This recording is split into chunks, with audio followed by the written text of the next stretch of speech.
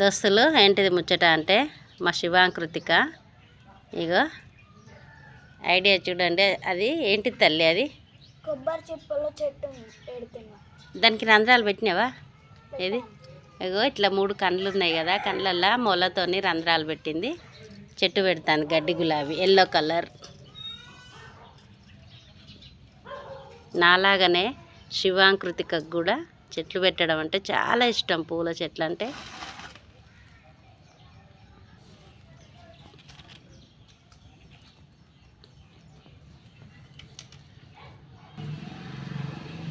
అంత చిన్న చిప్పల పూస్తుందా తల్లి? మరి పూస్తాను.